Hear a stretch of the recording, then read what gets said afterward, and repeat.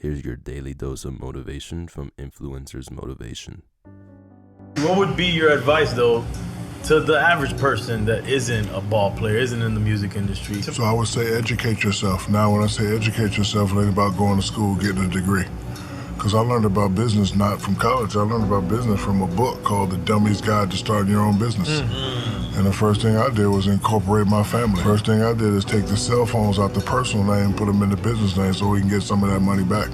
And then you learned along the way. So just like whatever you want to do, educate yourself. And now, let me tell you something. If I was 14, 15 now, I'd be a genius. Because you know why? Because information is so available. It's so available. How to be a DJ. Like the crazy thing, I had to have one of my homies teach it. Now you can go online. Oh, yeah. The best DJs have tutorials. That's what I'm saying. You can go to Google and be, how do I want to? So my advice is whatever you want to be, educate yourself on how you can do it, and then just, go for it. Sometimes they don't have a voice, but I have a voice. And again, if I'm wrong about certain things, I'll be the first one to apologize, because I don't try to be disrespectful, but when I don't know something, I got to ask questions. When stuff is difficult, I break it down to its easiest form. Like, for example, if I bought this camera, I don't know nothing about it. What I'm going to do? I'll call my man. He's going to show me what the power button is. He's going to show me what the zoom is. Now I know how to work the camera. I'm not about to sit there and read the damn manual. So when stuff is hard, you got to, break it down to it's easy. So yes, it's easy to win. Once you get the components you need, then it's easy. Because remember, I respect these people right here, the hard-working people of America. I don't represent the rich foo-foo people. That's not who I represent. Because remember, there's a difference between injured and hurt. Everybody in the world is injured, but we have to work. Some people got to work check to check for their whole life. We don't, but some people don't, and this is who I represent. What step would you go through for yourself to say, here's how to be extremely having an edge in an industry? What would you say to the audience here?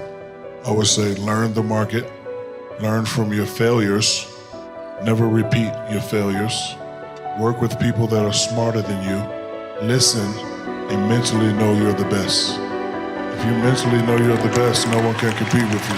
I can say the ones that are mentally strong always get the job done and always get it done to the capacity that they need to get it done to. If it's your quota to make 200 calls, I'm not going to be in your office every day, but I'm going to get 200 calls in.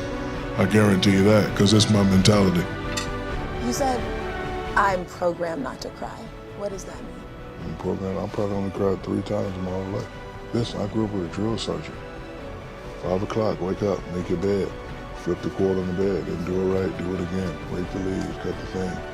This is how you speak to people, respect, boom, boom, boom, don't do this, don't do that. I'm also programmed not to make the same mistake twice. So if I do make a mistake and say something and I have to apologize for it, I know never to say it again. I go right up here in the file and I hit delete. It'll never happen again.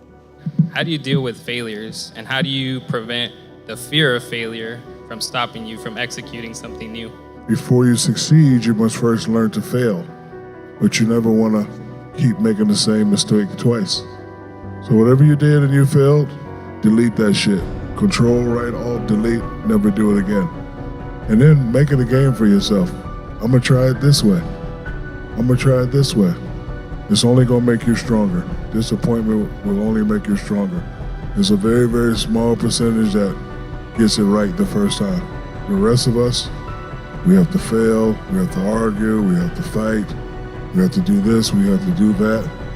But I never think about failing, never ever. I always think about the positive outcome. And then sometimes when reality kicks in, failure happens, and then you just adjust. Life is about adjusting. When I'm coming here, I live 45 minutes away, 75 north.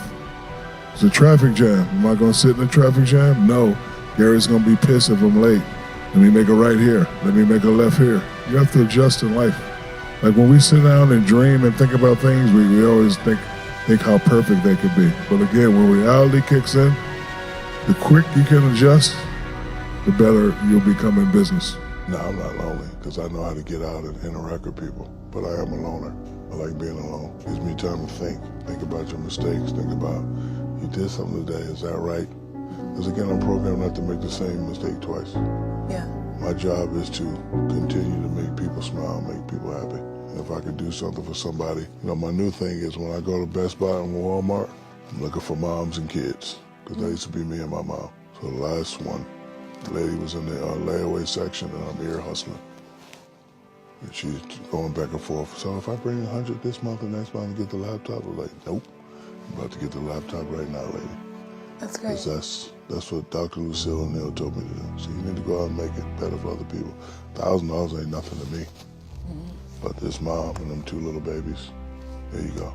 Can I put it on Facebook? I'd rather you don't do that, Mom. Well, I want to say thank you. It's good. And then I grab the little kids. Hey, you want to be rich and famous like me? Yeah. You sure? I'm about to tell you my secret. Make sure you listen to your mommy and daddy. Because that's how I got to where I am today. Let me tell you something. I made a 700 on the SAT. 700. Yeah. 700. And on the ACT, I think I made a 19. So I wasn't a Prop 48. I was able to play, but like I'm not the smartest knife in the drawer. But I like not being the smartest guy in the room because I get to learn something. Yeah. And I'm not arrogant. I'm not arrogant. I listen. When I was Dylan's age, I was also a medium-level juvenile delinquent. So I was always on punishment a lot. But luckily, I have a TV, right?